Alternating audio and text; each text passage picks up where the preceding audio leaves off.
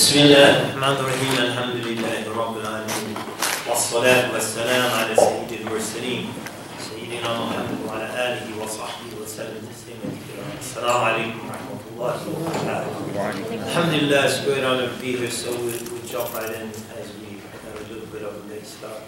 And I apologize, the first projector, the image was very clear and sharp, like it's on here, but it didn't work.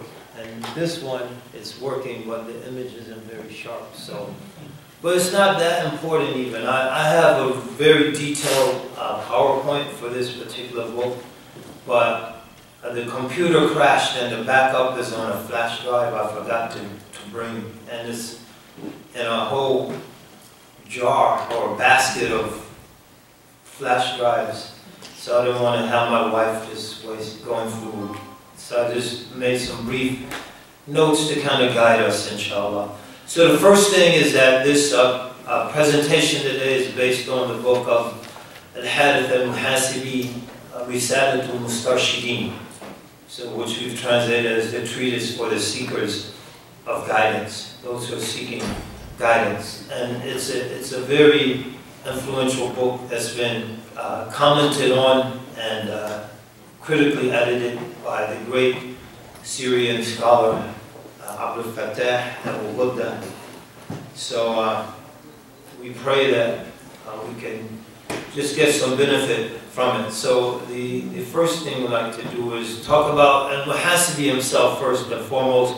So we have a brief biography of his life in the book. You can read at your leisure. We'll just highlight a few points. So Al-Hadith al-Muhasibi was born in Basra, and the date of his birth is not certain. So back then they didn't have birth certificates, and no one knew that a particular baby would be very famous. So no one knew that Al-Hadith al-Muhasibi will grow up to be this great scholar. So we should make sure every detail associated with his early life from birth is noted. So it's estimated he was born between 165 and 170 after the Hijrah, so towards the end of the second Hijri century, which would place him approximately in the age range of Imam Ahmed bin Hanbal.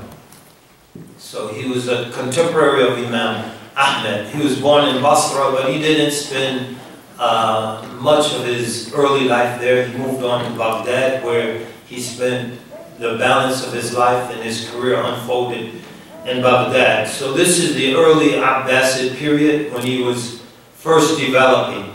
So during the time of Harun al-Rashid and Ma'mun and those who succeeded them, or particularly those two. And this really, in terms of the cultural and intellectual flourishing of the Abbasid period, that was probably the high period. That's where the Baytul Hikmah was, the House of Wisdom was being established. There was a lot of translation going on. So you had ideas that formerly hadn't been introduced to the Muslim Ummah through the translation of the Greek philosophical and works, the translation of the early Christian writings, especially in the Neoplatonic tradition, the translation of various Hindu works. So these were bringing new influence, intellectual influences into the Ummah.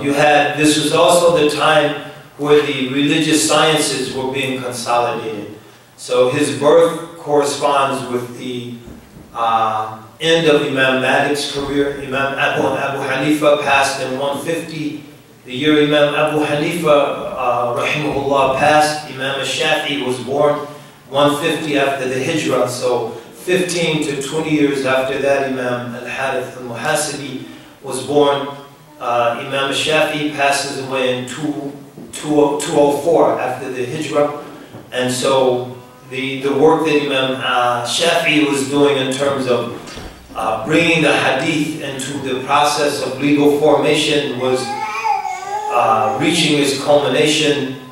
Imam Ahmed was beginning to rise as a scholar towards the end of Imam Shafi'i's death. Imam Ahmed was a student of Imam Shafi'i, and towards the end of his life, some people say that Muhasibi was also a student of Imam Shafi'i, although there's debate around that issue. In any case, so he lived at a very fertile period. A lot of ideas are circulating. The intellect, the Islamic sciences of hadith, the science of fiqh, the linguistic sciences, the Arabic language as a specific science, al-nahu, wal-sarf, wal-balagha, and the sciences of Arabic were being formulated. So it was a very dynamic intellectual period. Muhasibi himself, as we said, he was a scholar of hadith, or a student of the fiqh of Imam Shafi'i. Some say he briefly studied directly with Imam Shafi'i, others would say he studied with his students who were in Baghdad, where Imam Shafi'i's old school, al-madhhab al-qadim, was formulated. He was a student of hadith, a narrator of hadith, as most of the scholars in the Sunni tradition at that point were, virtually all of them. He was a mutakallim, so he was and this led to a bitter disagreement on the part of Imam Ahmed. So Imam al-Muhasibi felt that all of these ideas that were coming into the intellectual milieu of Islam, that they were creating a lot of confusion. And there were people who were consciously trying to capitalize or exploit that confusion, called the Zanadiqa, who wanted to use these ideas to gradually turn people away from the purity of Islamic teaching. Scholars such as al-Muhasibi felt that these people had to be opposed on their ground. In other words, the Muslims had to learn the philosophical and intellectual traditions of these people to refute their arguments. And others, such as Imam Ahmed, felt that the refutation could only be based on the explicit text of the Quran or the Sunnah of the Prophet sallallahu alaihi wasallam, and present the hujjah, present the dalil, and if that wasn't sufficient, then you've done your job. And so scholars such as Muhasibi argued that that wasn't sufficient because many of these people didn't accept the authority of the Quran or the Sunnah of the Prophet ﷺ. So it wasn't a common ground to formulate an argument with them and to refute their claims. So there was some tension there. In any case, the most important contribution of al-Muhasibi was his work in what sometimes referred to as one of his, in fact, the greatest biographer of al-Muhasibi intellectually, and in terms of tracing his influence, was a British female Orientalist, Margaret Smith. So Margaret Smith felt that al-Muhasibi was the first Muslim to systematically write in what she called moral psychology. In other words, what are the psychological basis of a person's desire to do the right thing? So moral psychology. So what are the psychological basis of a person's effort to live a life, the life of a Muslim, to do the things that a Muslim does? And what are the psychological basis for checking a person's actions? So what is the role of fear? So fear is an emotion that's rooted in our psychological makeup. What is the role of hope? What is the role of the various motivations? What are the psychological motivations for our actions?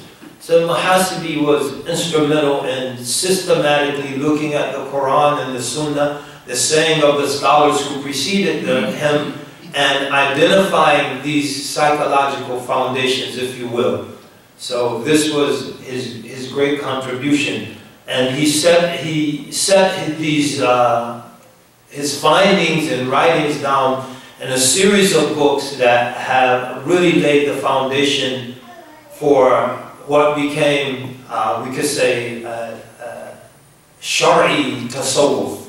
So Tasawwuf that's rooted in the acceptable teachings of the ulama. So not philosophical Tasawwuf. Imam Muhasibi wasn't a philosopher. No one's made that claim. He was a mutakallim, one who sought to argue and refute the claims of others in their language, but he himself was not a philosopher. And his most influential book, which is the template, so there's sort of a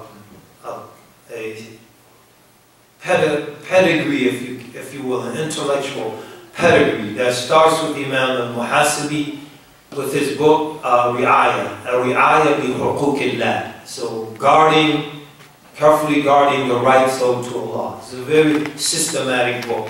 This book is said to be the foundation of Imam Ghazali's Ihya Ulumuddin.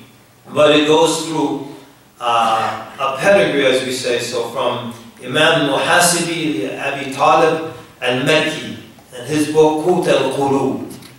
And a very close period, a similar book was written by As-Sarraj called Kitab al-Lum'a. So the book of illumination.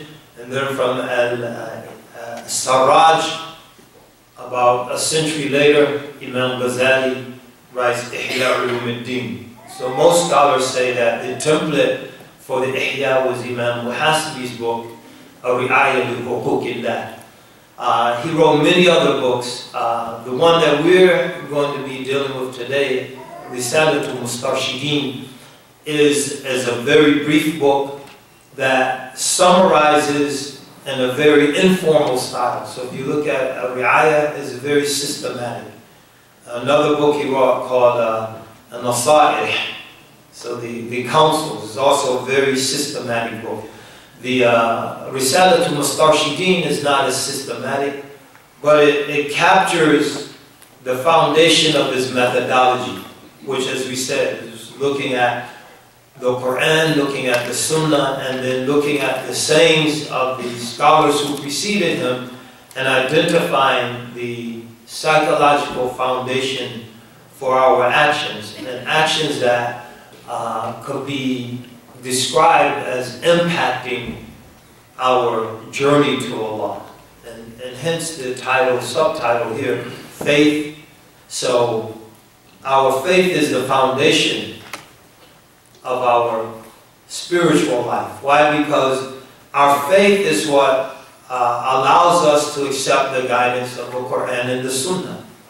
If we don't have faith, so they're Orientalists. They study the Quran, they study the Sunnah, they know various aspects of the Quran and Sunnah, they can identify passages, they memorize large portions from both sources, but they don't have any faith. And because they don't have faith, it's all just an intellectual exercise.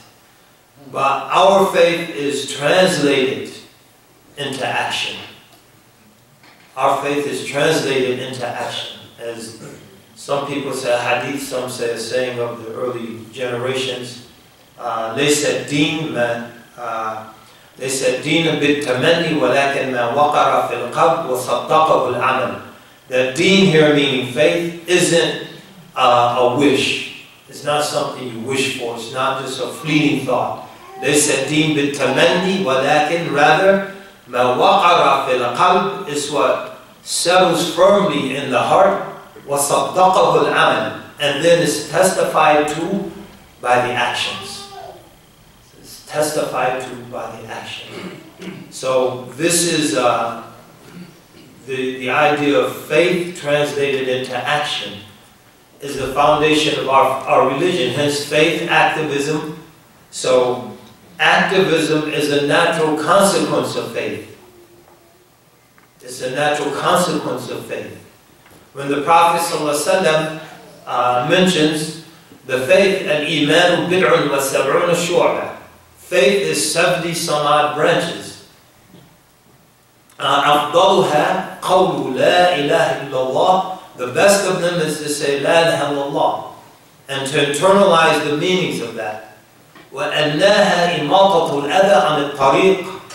And the lowest of them is to remove the harmful thing from the path. وَالْحَيَاءُ شُعْبَةٌ مِنْ شُعَبِ الْإِيمَانِ. And shyness is a branch of faith. So he described here actions, speech, أَفْضَلُهَا قَوْلُ. So the most virtuous of them is to say La ilaha illallah. And he described action, وَأَنَّهَا إِمَاطَةُ الْأَذَى عَنِ الطَّرِيقِ. The lowest of these branches is to remove the harmful thing from the path. And he described the state. He described the state. And وَالْحَيَاءُ, shyness, which is a state, an internal state, is a branch of faith. So all of these things are included in faith. And so activism flows from it. In terms of spirituality, sometimes this is in Arabic mentioned as ruhaniyat. So things associated with the spirit. يَسَلُونِكَ عَنِ الرُّوحِ. They ask you about the spirit. So that aspect of our being that gives us life and that animates us. And some mention it as being synonymous with the soul, but just at various states of development. So when there's inner quality within us that gives us life, that is, allows us to recognize right from wrong. So it has nothing to do with our physical nature. And this is where, like, some of you know people, they become atheists. This is where they make a wrong turn. They reduce all of existence to physicality, physically, empirically verifiable substance. So our ruh is not of that.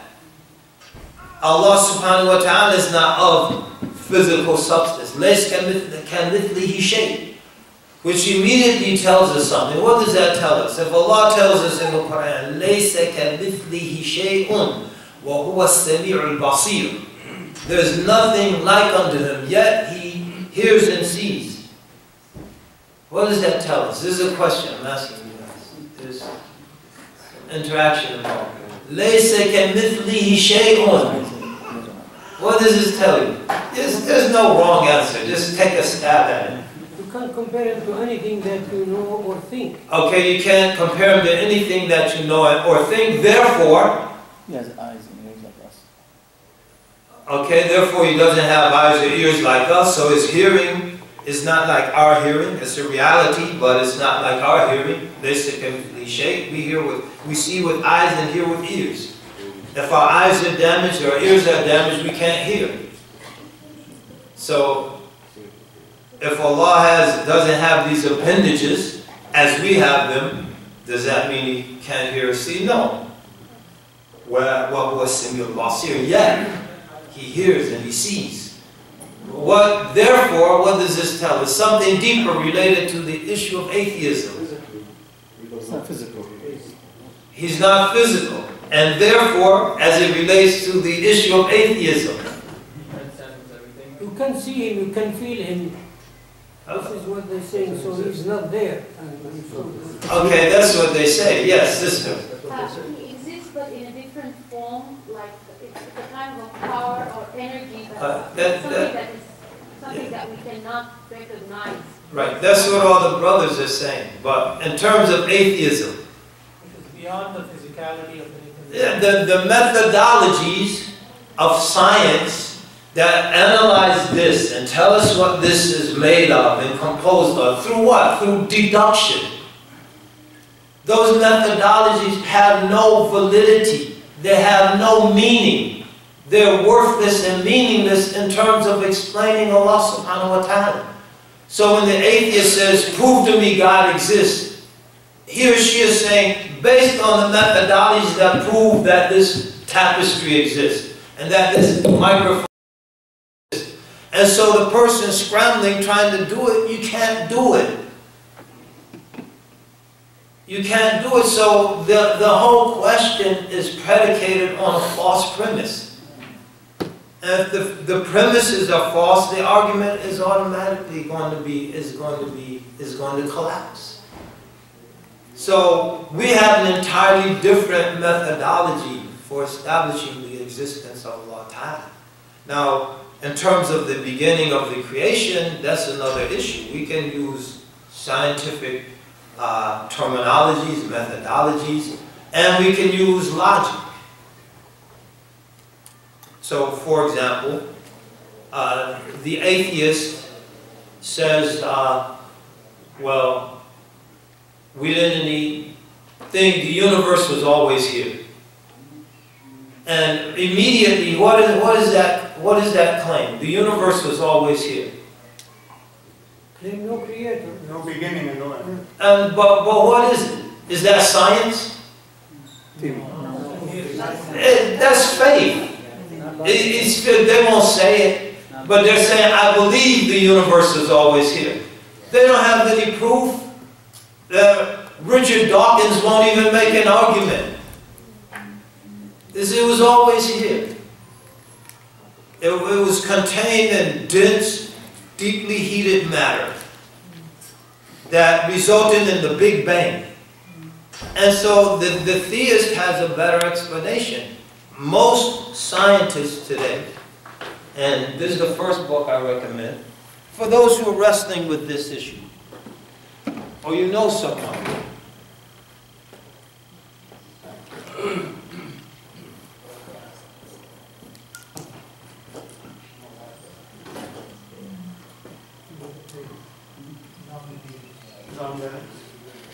Yeah, John Lennox, God's Undertaker.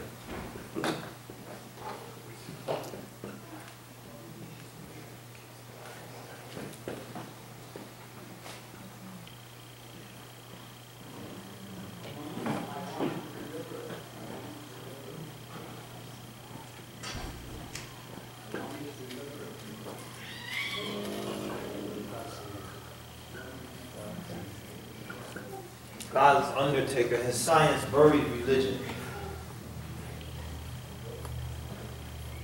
So here you have this Muslim who thinks they're intellectually sophisticated,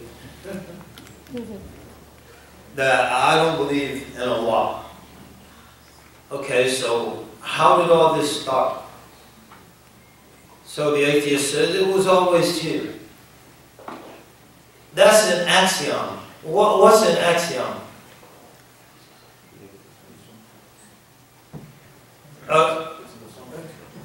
Yes. An assumption that we accept without proving.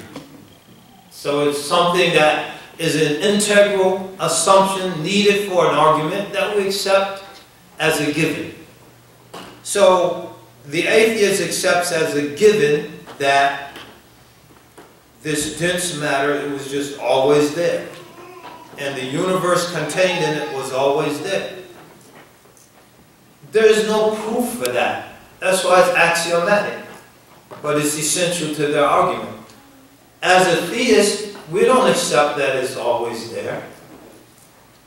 Because everything we see that is an effect has a cause.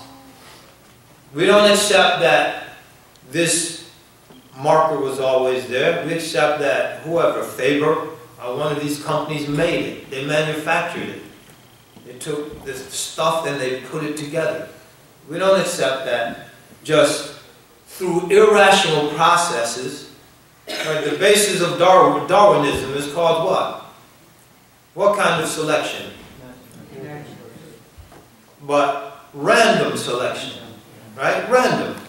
Through irrational, random processes, we get a rational universe. From lawlessness, we get law. The laws of nature, the laws of physics.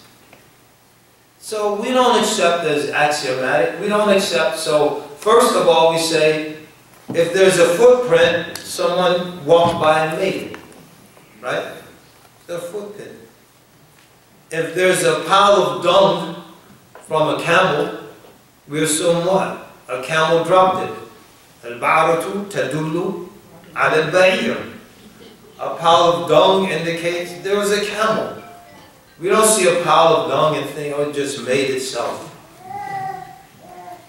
So There's a creator who created that dense matter, if we accept that theory. So, logically we don't accept it. Intellectually we don't accept it. Why? Because there's no effect except that we associate a cause with it. That's an effect. It has to have a cause. Then it just blew up. That's another axiom. It's axiomatic. It just blew up. We don't accept anything being in a stable state. So if we have a scale and the plates are equal, and we come back and one's up and one's down, what do we say? Someone? They introduced some weight on one side. And so an external cause altered the equilibrium. So if this thing is just stable, it's like this table. If this table is stable, it'll be like this forever. Unless someone comes and bangs it. So we don't accept there can be a big bang without a big banger. Just as without an external agent.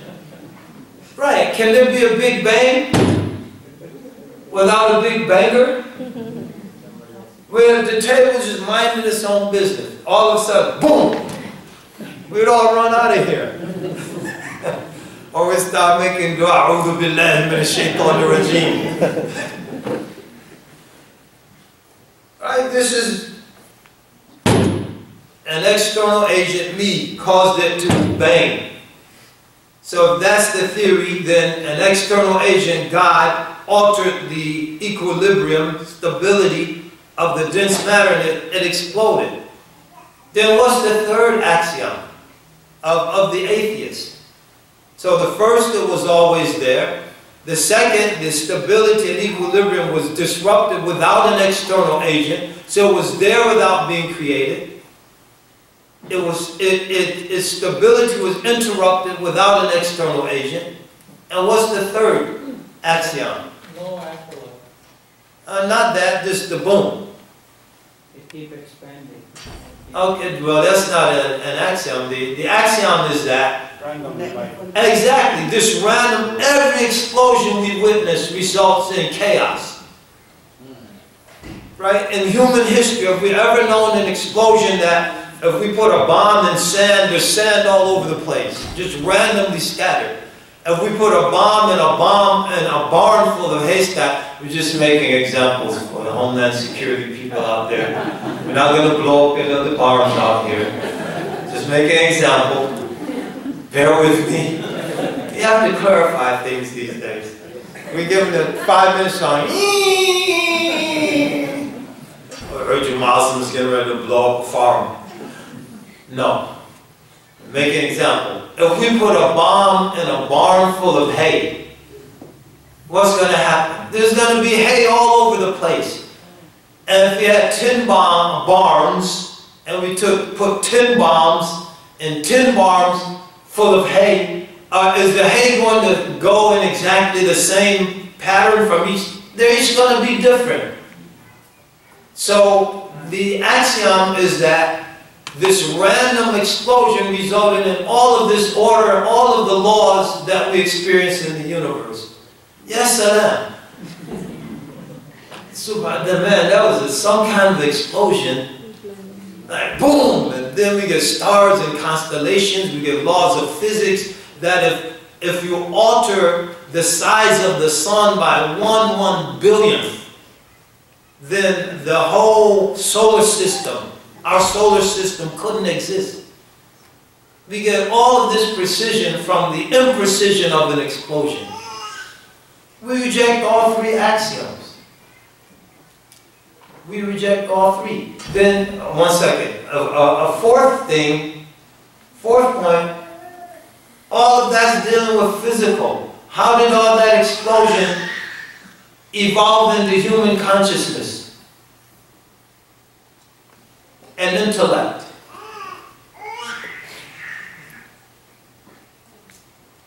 From a physical process. There is no explanation. There is an explanation إنما أمره إذا أراد شيئا أن يقول له كن فيكون ثم سواه ونفخ فيه من روحه وجعل لكم السمع والأبصار والأفئدة قليلا ما تشكرون. هؤلاء. Yes, sir. I know the Quran says that the heavens and the earth were connected and Allah separated them. And He created everybody came from water. You know what they're talking about? No, we're not talking about specific verse, but if we go into the Quranic explanation, those are the verses we would cite. We're just saying how intellectually and counterintuitive a lot of these assumptions, as axiom was defined by our brother here, are, and yet they become the foundation of people rejecting faith. Why? Because they don't think. They don't think. May Allah give us tawfiq. So anyway, so Imam Muhasibi, he becomes a very influential writer, especially in the realm we mentioned, in the area sometimes called moral psychology. He talks about 4 great enemies of the human being, and those after him mention the world and dunya, and of course it can be a source of benefit. So ad-dunya mata' wa khayru mata'iha al-mar'atu as-salihah. So the world mata' is something that we take benefit from. And the most beneficial thing in it is a virtuous spouse. But the world ad-dunya mal'una. The world is cursed. It's how we approach it. So if we use it as a means to help us gain the akhirah, it's a source of benefit. It's a mata'. If we use it as an end, if we treat it as an end, and we see we don't use it for something than itself, then it's cursed. It's a curse. And in that state, in that sense, it's an enemy unto us. The unrefined soul, and that's amara bisu. So the soul in its lower state of development. So the Quran mentions 4 states of the soul. Actually 5. An-nafs amara bisu, an-nafs al-lawwama. So the unrestrained soul is the one that inclines towards evil. And this is what shaitan, he agitates that soul and wants to keep us trapped at that level. They said nafs al-lawwama is when a person begins to try to move beyond those vile tendencies of the soul and begins to question him. So there's a struggle going back and forth. You know you shouldn't eat that. It has alcohol in it, or it has lard in it. Yeah, I know, but in the Quran it says lahm al-khinzir. It doesn't say the fat. So a little lard isn't going to hurt you. Astaghfirullah, how could you even think like that?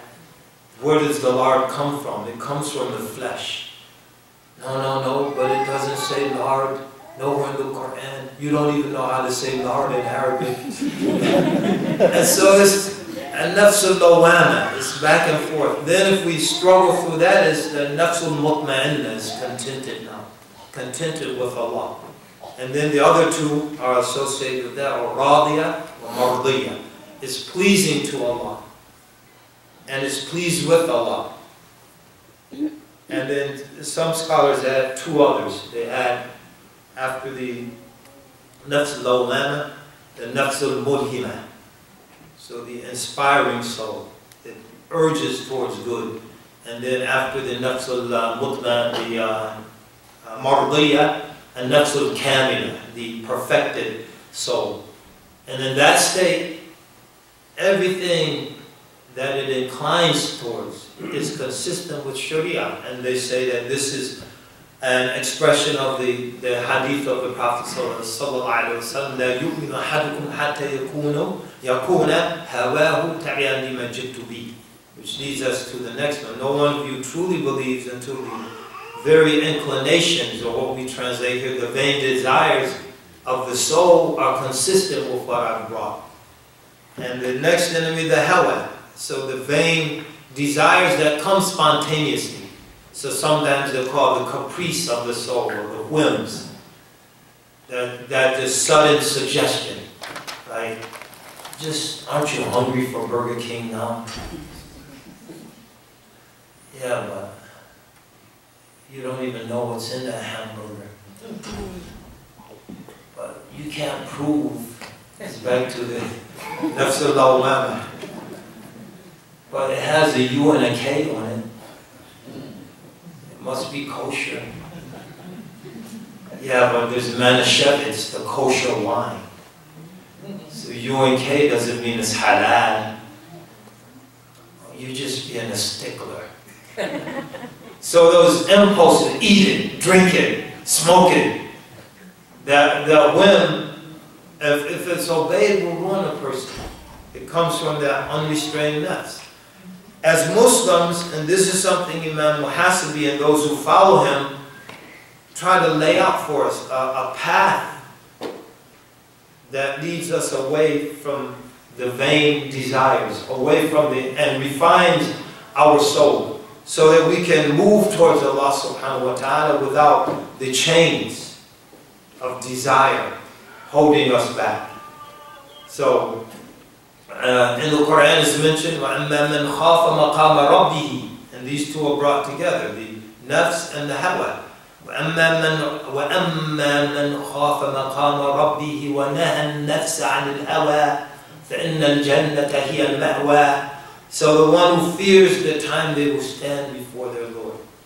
And this is something all of us should never forget. When we sin, we forget we're going to stand before Allah and give account for that sin. When we engage in behavior unacceptable for a Muslim, we forget we're going to stand before Allah and have to account for that. So the one who remembers and they fear that time. I don't want to be arguing with Allah time like we argue with each other. Why can't we eat at Burger King? You're not going to say before Allah, Allah, why couldn't I eat at Burger King?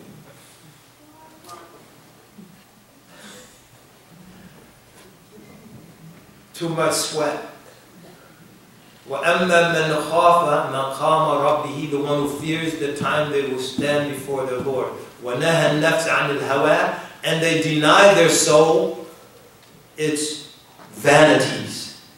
So the soul wants it, so it suggests, and that's the hawa. فَإِنَّ الْجَنَّةَ هِيَ الْمَأْوَى. Paradise is their final resting place. What is our society increasingly orienting us towards? Following the hawa. The whole foundation of advertisement is impulse buying. And impulse buying is responding to the hawa. And they start with the children. Why? Because children, the nafs is unrefined. There's no spiritual maturity. And so your child sees Barney. I don't even know if Barney's on television anymore. That's years ago. When I stopped watching television in 1987, Barney was on. This big purple dinosaur with little arms. He couldn't even make wudu if he took shahada. Couldn't wash his hands. So, anyway, I don't know how a big guy like Barney had such short arms. It's like oxymoronic. But in any case, so they see Barney on television or the Ninja Turtles. Ninja Turtles are kind of perennial, so we use the Ninja Turtles. And they go in the store and they see the Ninja Turtle lunchbox. Mommy, I want a Ninja Turtle lunchbox. Mommy, I want a Ninja Turtle backpack. Mommy, I want a Ninja Turtle thermos. Mommy, I want a Ninja Turtle pajamas. So it's just responding to the hawa. And so, what do advertisers try to do? They try to keep us from growing up. That's why adolescence was invented. Adolescence is a 20th century post-Freudian invention. There was no adolescence in the 19th century. How many of you guys saw the 14-year-old guy with his 12-year-old wife, and he's standing there? He's a young man. He's a man. He's pubescent. He can make babies. His wife's pubescent. She can have babies. That's an adult, right? You can have babies and make babies. You're an adult. And you look at the picture and you get scared. Is that child abused? He has his pitchfork on his farm. Man, is that child normal? Because we used to, children that play with Barney and Ninja Turtles until they're 19 years old. Oh, adolescence was invented. It was invented. You know why it was invented? So that the impulsiveness of childhood would endure into adulthood and we can be marketed to.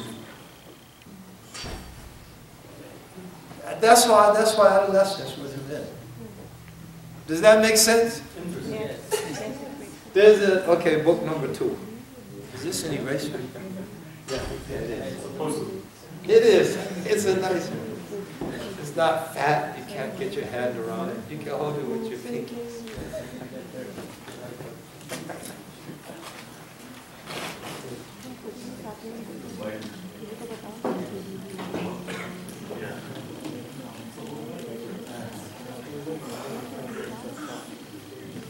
So there's a book by Benjamin Barber.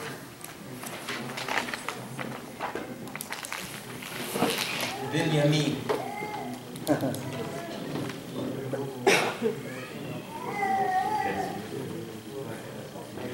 Called Consumed. He discusses is how we become consumers by ourselves becoming consumed. But in any case, so it wants us to keep responding to the whims of our soul, and that has spiritual consequences. If you go to Las Vegas, Nevada, is that how you say it? Las Vegas? Oh, Las Vegas. Oh, it's not Lost Wages? In any case, if you go to Las Vegas, Nevada, they call it Sin City, right? Sin City.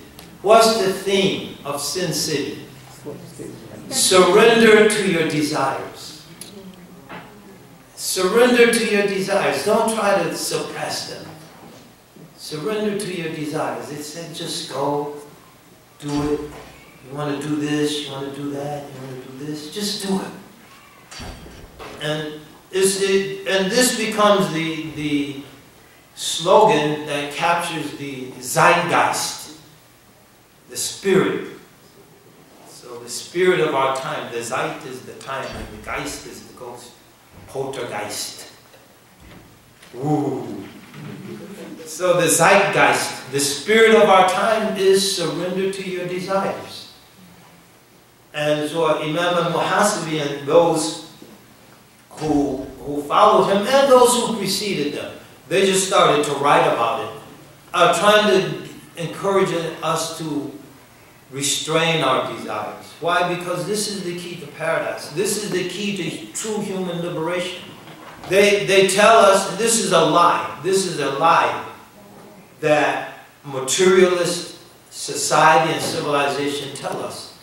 That to be truly liberated, you have to have no restraints. So licentiousness leads to liberation. This is a lie. Licentiousness, just do anything you want, how you want, whenever you want. This leads to human enslavement.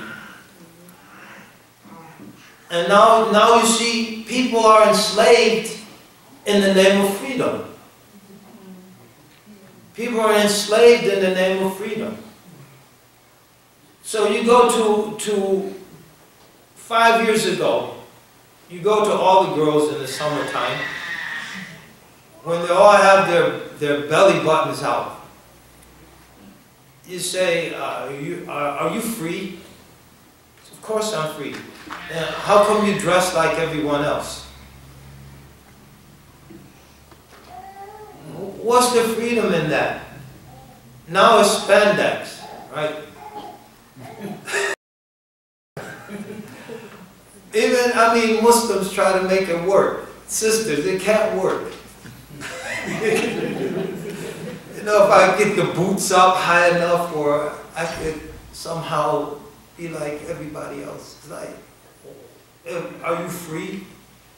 Why are you forced to dress like everyone else? Where's the freedom in that?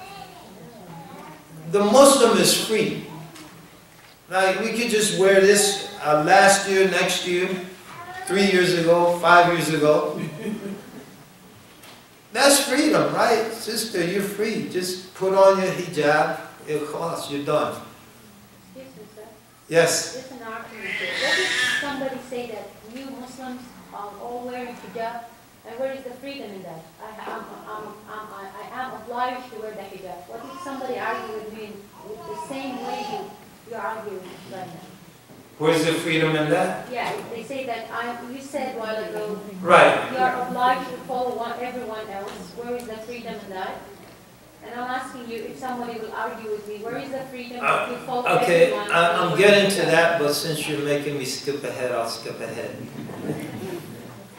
I say you're following what human beings want, and that entraps you and tortures you. Yeah. Because if you deviate from that, you'll feel out of place, undesired in the meat market. You won't have any attraction. The guys won't be attracted to you. You'll feel you're out of style, out of fashion. I'm doing what God wants, and so I'm free in human terms. And so in doing what God wants, then my soul becomes liberated. And that's what it's about at the end of the day. And in doing what people want, my soul becomes entrapped. So that's the difference. So in any case, and then shaitan. And shaitan is declared in Allah Ta'ala, إِنَّ الشَّيْطَانَ لَكُمْ عَدُوًا فَاتَّخِذُوهُ عَدُوًا وَلَا تَتَّبِعُوا خُطُوَاتِ الشَّيْطَانِ إِنَّهُ لَكُمْ عَدُوٌ مُبِينٌ. And so he's trying to waylay us. So, and Muhasibi and others, they're trying to liberate us. And they're trying to move us beyond, put us, empower us, is a better word, empower us to overcome these enemies. And so these are the things, inshallah, that the book deals with. So, one other issue, though, the issue of activism. So you can't read this, what it says. I can't read it up there. I can read it here.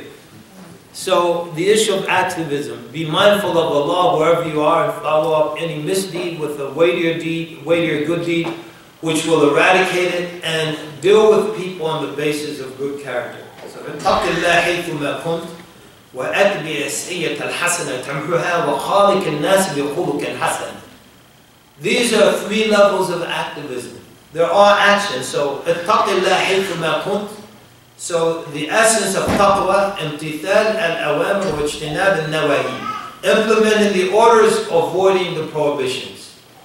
Implementing the orders, avoiding the prohibitions. So this requires action. So I have to pray. I have to fast. I have to do the things Allah has ordered me.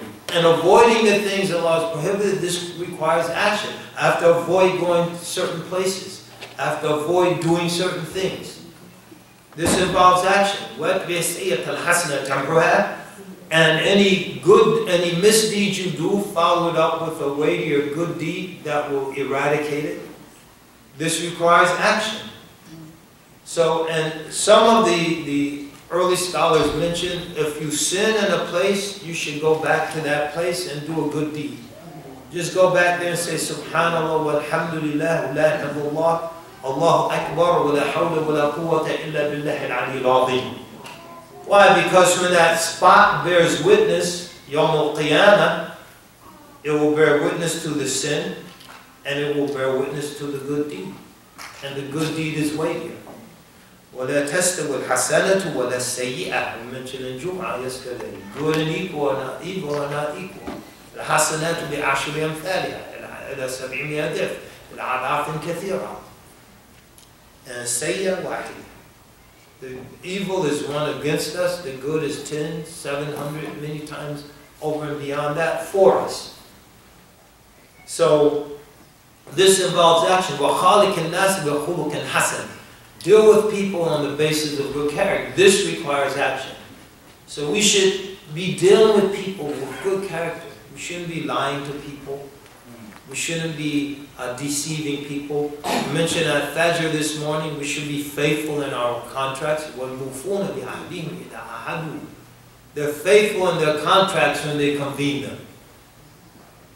And these should be defining characteristics of our community. We want communal characteristics, not individual ones. We want, the Muslims. We shouldn't be satisfied. We should definitely be a Muslim who's honest, who's courageous, who's faithful, who fulfills their oaths, who has integrity, etc. We should want to be like that. But we shouldn't be satisfied with that. We should want the community to be known as those Muslims, they never lie. Right? That's what we want, right? Those Muslims never lie. Man, if you ever go into business with a Muslim. They always fulfill their contracts. Right? That's what we want. Not the opposite. That if you ever need a trustworthy person, find yourself a Muslim. Because those Muslims are trustworthy.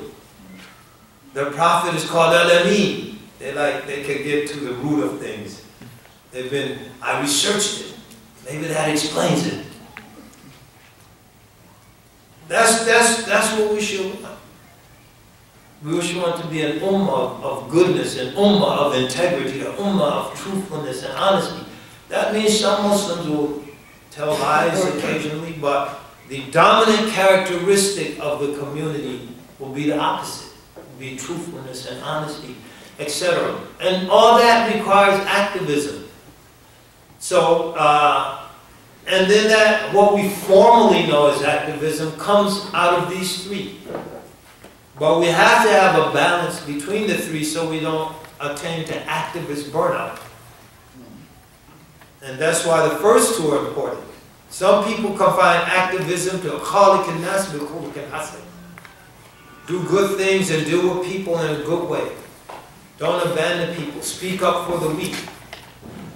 So that's activism. Abu Bakr radiallahu anhu, he was an activist khalifa.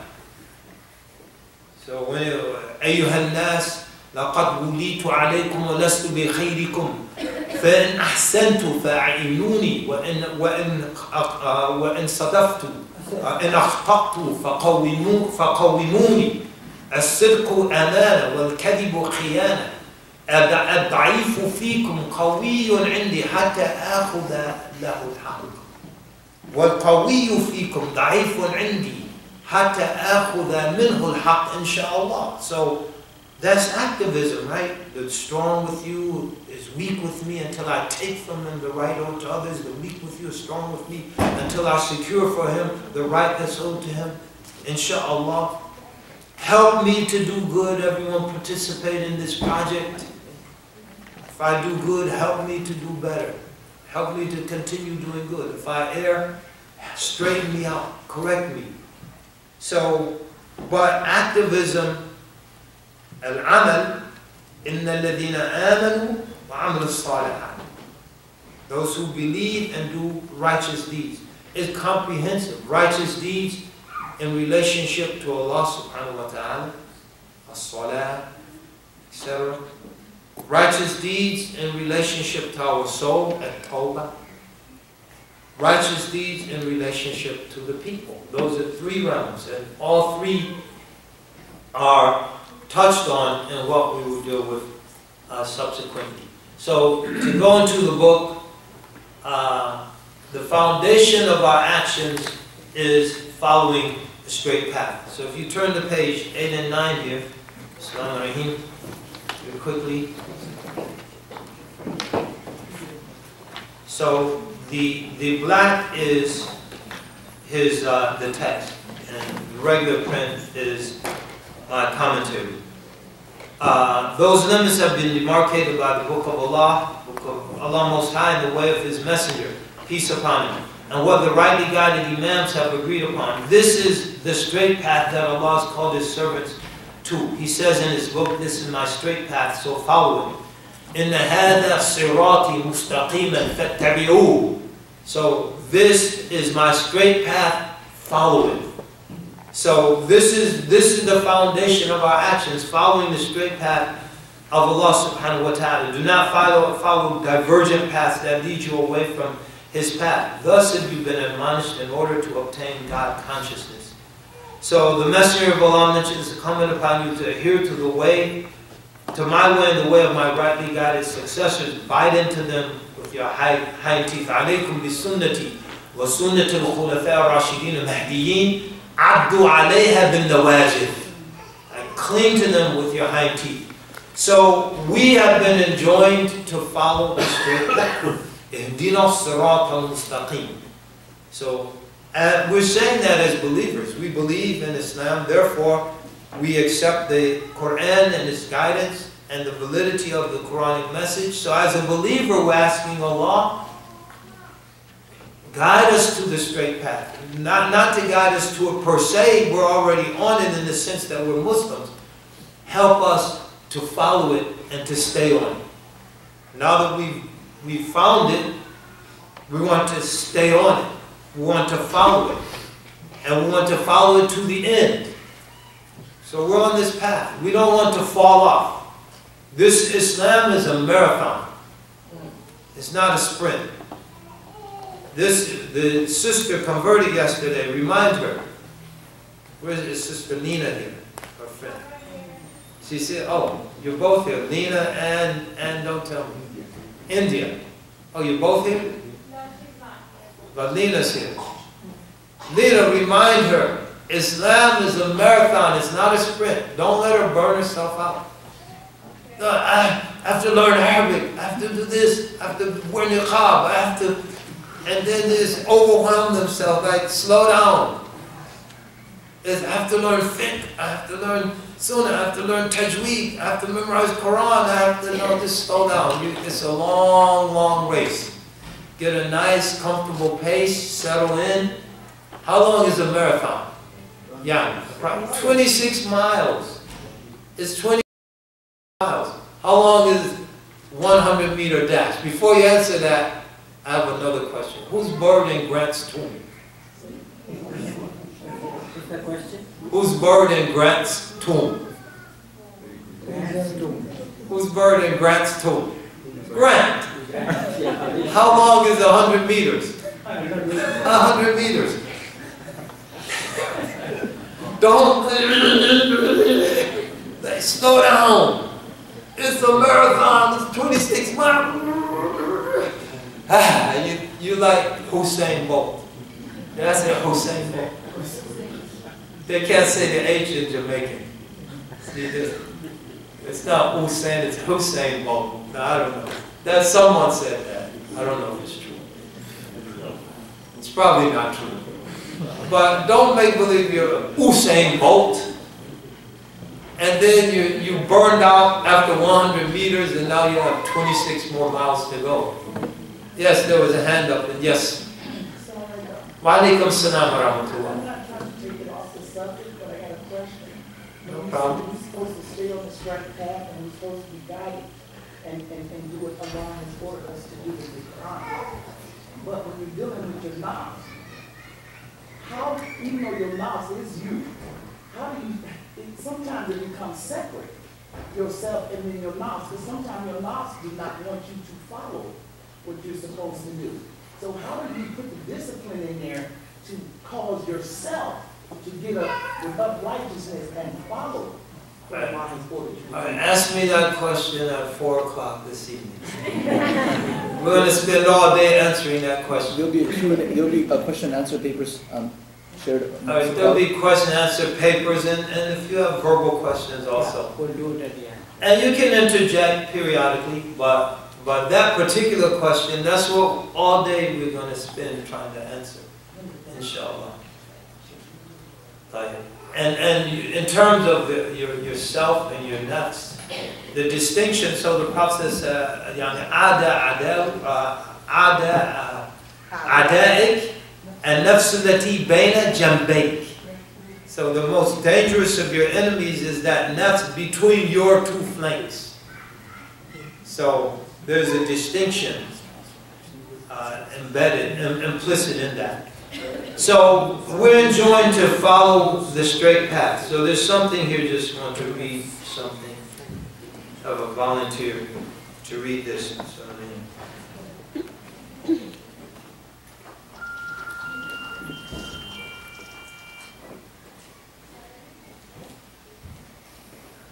and that is, well, you don't have to read it. If you can read it very quickly. He mentions the Khulafa Rashidin. فَعَلَيْكُمْ بِسُنَّتِي.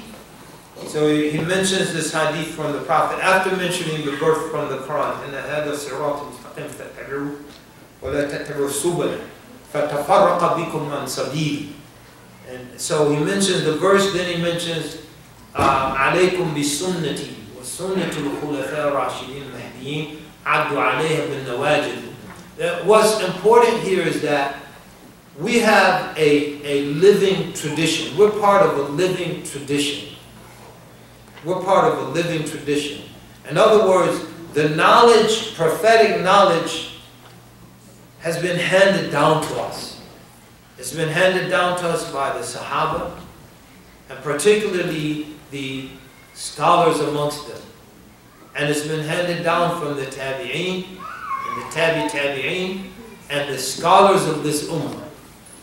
It's been handed down to us. And so, we have to respect that tradition. We have to respect that tradition. Now, we become the latest manifestation of that tradition. We have our environment, we have our challenges, but if we ever abandon that tradition, that's when we're going to go astray as a community or as individuals. So we have a tradition that's handed down to us. So the Prophet ﷺ then say, "Alaykum bi sunnati," and then stop.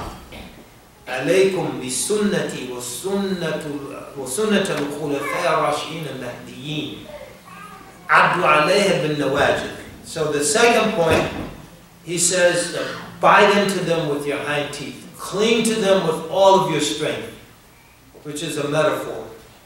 We have to hold on to this religion. Look, consider some of the metaphors that Allah Ta'ala uses in terms of our engagement with the religion or the Messenger of Allah.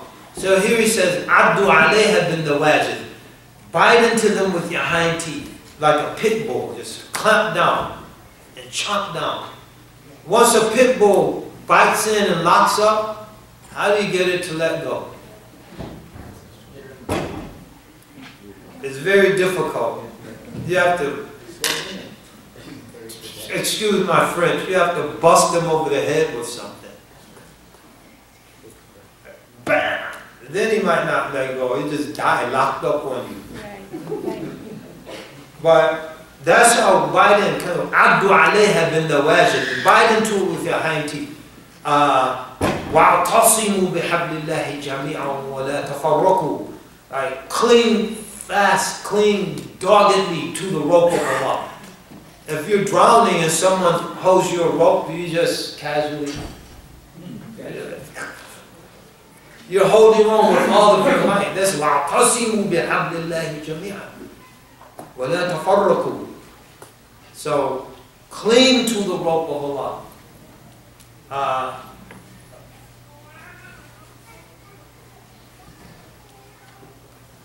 فَقَدْ اسْتَمْسَكَ بِالْعُرْوَةِ الْوُثْقَى. They grab the firm grip. بِالْعُرْوَةِ الْوُثْقَى لَا انْفِصَامَ لَهَا. That will never be separated. There's no unloosing in it. Think of these metaphors. So what Allah and His Messenger are telling us, we have to struggle to hold on to this religion. Especially now. We mentioned a hadith last night in Kenton, where the Prophet ﷺ mentioned there'll be hard times. في آخر الزمان أيام تسمى أيام الصبر والقابض فيها على دينه كالقابض على الجمر. So there will be difficult days. They require a lot of patience to work through. The one holding on to their religion during these days will be like one holding on to a burning coal. كالقابض على الجمر. Like when you barbecue in the summer, you put the charcoals in and you put the lighter fluid and then you wait 10 minutes and it's red hot. Can you imagine scooping one out with your hand and just holding it? Right? Something's burning. So you, وَالْقَابِلُ فِيهَا كَالْقَابِلُ عَلَى الْجَمْرِ. It's hard to hold on. So to hold on, you have to hold on. وَاعْتَصِمُوا بِحَبْلِ اللَّهِ جَمِيعًا وَلَا تَفَرَّقُوا. وَاعْتَصِمُوا بِحَبْلِ اللَّهِ جَمِيعًا وَلَا تَفَرَّقُوا. عَدُّوا عَلَيْهَا بِالنَّوَاجِذِ. So, what's the beginning of the verse after Ayatul Kursi? لا إكراه في الدين قد تبين الرشد بالغي فمن يكفر بالطاغوت ويؤمن بالله فقد استمسك بالعروة الوثقى لا انفصام لها والله سميع عليم. So whoever grabs hold, but how tightly, has grabbed the firm grip. فقد استمسك بالعروة الوثقى. So look, استمسك. The arwa is like a circle at the end of the rope. Right. Called arwa. Urwa. Your hand can go through it. But wufqa, that's trustworthy. That's trustworthy. It's not going to break. So, but don't let go. It's not going to break. Right? Urwa to wufqa. Don't worry. It's not going to break. So make sure you don't let go. And so that's your approach. There's not going to be any dissolution of that bond. And that's how we have to approach the religion. And this is the foundation of our salvation. But especially now, when it's so hard to hold on. To finish that hadith, so the ulama, they say, al-ajru bi-qadr al-mashaqqa. The reward for an action is commensurate with the exertion. The one who recites Quran fluently, they sound like Al-Husari, Minshawi. They have one reward. The reward of the beautiful recitation. The one who stammers and struggles, how many rewards do they have? They have two rewards. The reward of their recitation and the reward of their struggle. So, al-ajru bi-qadr al-mashaqqa. The more difficult something is, the bigger the reward. And so now to hold on is difficult. So how big is the reward? وَالْقَابِضُ فِيهَا عَلَى دِينِهِ كَالْقَابِضِ عَلَى الْجَمْرِ وَأَجْرُ الْعَامِلِ فِيهَا كَأَجْرِ 50 رَجُلًا. The reward of someone who continues to act, to go back and mention our actions, will be like the reward of 50 men. كأجر 50 رجلا. قالوا منا يا رسول الله أو منهم. 50 from amongst them, from us at the end of time, or from us, the companions. Men from us or from them. قال صلى الله عليه وسلم منكم. So the reward of those who continue to hold on, to act, is like the reward of 50 companions. I thought, Sheikh, you deducted 20 of that reward. 20? 70. I think 70, and the word 70 is very common in Quran and Hadith. This hadith, هذا حديث. هذا يعني تتم الحديث. قال يعني في آخر الزمان أيام تسمى أيام الصبر والقابض فيها على دينه كالقابض على الجمر وأجر العامل فيها كأجر 50 رجلا. قالوا منا يا رسول الله أو منهم. قال صلى الله عليه وسلم منكم. So this is the text of the hadith. So there's a tremendous reward, yes. Can you repeat the meanings, please? Of this, Please, again. at the end of time, there will be difficult days. They will be called days of patience. One who holds on to their religion during these times will be like one holding a burning coal. And the reward for one who acts during these times, these days, will be like the reward of 50 men. They said, 50 from amongst us, O Messenger of Allah, or from amongst them. He said, sallallahu alaihi wasallam, from amongst you. So the reward of 50 companions. So hold on, brothers and sisters, because the reward is great. Never look at the difficulty of the struggle. Look at the immensity of the reward. So don't look at the difficulty of the struggle. Oh, it's so hard. I have to do this. I'm a single mother. How am I going to just get these kids and get them to classes and get to work? And look at the immensity of the reward. What's the reward if you do that? And then it becomes easier to be motivated. So we'll mention this and then stop here. So he mentions on page, what we've recorded on page 10. This is, we'll just start here and then stop and come back later. So he says, Allahumma salli Rasulillah, at the bottom of the page, if you do these things that he mentions in terms of our engagement with the Quran, primarily in the preceding pages, you have emerged from the darkness of ignorance into the light of knowledge, and from the torment of doubt into the comfort of certitude. So, the essence, and we'll come back to this, it's time for the break, first break. The essence of what he's saying here is that we have to have firm conviction in our religion. Those who are made leaders, Allah Ta'ala mentions in the Quran, وَجَعَلْنَا مِنْهُمْ أَئِمَّةً يَهْدُونَ بِأَمْرِنَا لَمَّا صَبَرُوا وَكَانُوا بِآيَاتِنَا يُوقِنُونَ.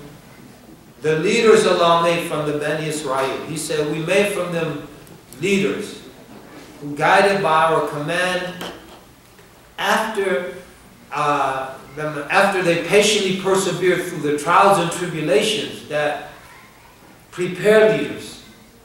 وَكَانُوا بِآيَاتِنَا يُوقِنُونَ. And they were absolutely certain concerning our signs. They had absolute certainty. So, in order, we said, how do we hold on? We have to be certain. We have to be convinced. We have to know in the depths of our soul. فَعْلَمْ أَنَّهُ لَا إِلَهَ إِلَّا اللَّهِ. You should know with absolute certainty there is no God but Allah. So this is our challenge, is certainty. And so this is where we'll pick up, inshallah ta'ala. Allah reward you. Time went by quickly. Unless you totally bored. Yes, sir. What the atheist said that universe or nature was there, and Allah said it was there, but Allah subhanahu wa ta'ala said, أَلَمْ يَرَ الَّذِينَ كَفَرُوا أَنَّ السَّمَاوَاتِ وَالْأَرْضَ كَانَتَا رَتْقًا فَفَتَقْنَاهُمَا. Difference, we believe it was there, but Allah No, we don't believe it was always there. كَانَ اللَّهُ وَلَا شَيْءَ مَعَهُ. There was Allah and there was nothing along with Him. We don't believe it was always there. We believe Allah created it from nothing. And then Allah Ta'ala evolved it. Yes, so. so. No, you said it wrong. Huh? I was just going to clarify what you said about, we do believe in the Big Bang to some extent, but we believe Allah is one creator. Yeah. He said that the young man said, we do believe in the Big Bang to some extent. If you follow what's mentioned in the Quran, you could kind of say that. But I think to say that, again, I wouldn't say it with absolute certainty.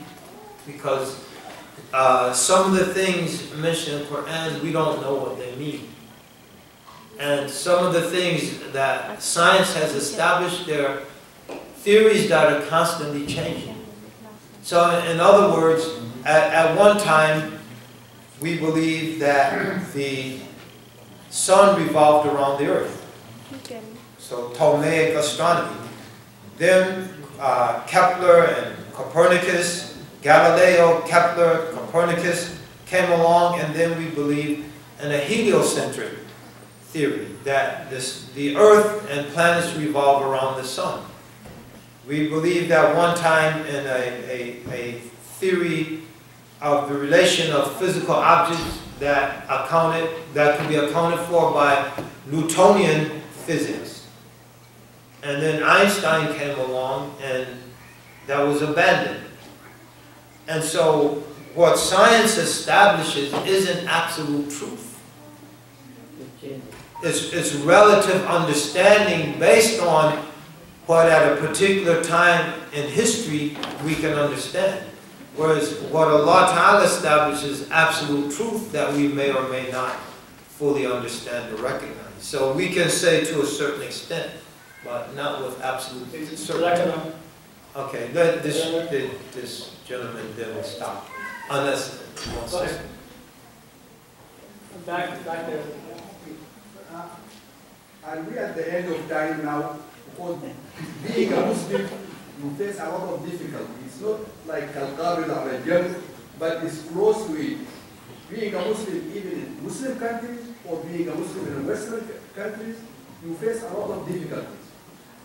So either we are at the end of time or close to the end of time. It's relative. I would say that we're close, but during the Prophet's time, sallallahu alaihi wasallam, they were closer. We're just a little closer. اقتربت الساعة وانشق القمر. This is the time of the Prophet. The time, the hour is drawing near, and the moon is split in half. So it's relative. But I believe that some of the things mentioned are definitely upon us. Because we have a situation unprecedented. We have a lot of situations unprecedented in human history. We could talk about those later, but the time is up. So just for balance, the sister have a question. Several others ask questions. Yes? Just to follow up with the Big Bang thing, don't we as Muslims value the scientific pursuit? Absolutely. But we say science is not a substitute for revelation, and science is not a substitute for philosophical inquiry. Whereas the atheists, who are generally materialists, try to make science the ultimate cause and explanation for everything. So I'll give you an example. Science tells us, shows us how to make a bomb, right? We study physical properties of material, what can cause them to explode, how to split an atom. We can make a nuclear bomb. Can science tell us when to use it? It absolutely can. Science can tell us the ingredients. This is an example John Lennox mentions. Aunt Matilda's pie. Science can explain to us every ingredient in Aunt Matilda's pie, right? Or Auntie Aisha, our family. And Auntie Aisha's pie, right? Every ingredient can give us the chemical composition, the molecular structure of every ingredient in Aunt Matilda's pie. Can science begin to answer the question of why Aunt Aisha made the pie? Science can't begin to give us any indication as to why she made the pie. So science deals with how. Religion deals with why. And the two have two different epistemologies, theories of knowledge, foundations of knowledge, two entirely different ontological schemes, the nature of existence, the nature of physical existence, and the nature of metaphysical existence. And the two part ways. What the Muslim accepts it all. So you're absolutely right. We accept science. Ala lahu al-khalq. So the science explains the physical creation. Wal-amr. And the metaphysical realities explains the divine commandment. Tabarakallahu Rabbul Alameen. Glorified is Allah, the Lord of the world, because they both return to Allah. The physical creation and metaphysical, beyond physical reality returns to Allah. So that's, and Muslims always respected the fullness of existence. The atheist takes half of existence and says, because I can't explain it with science, it's not real and it doesn't exist. It's a fantasy. And that's an inferior intellectual approach. Does that make sense? Yeah. Inshallah.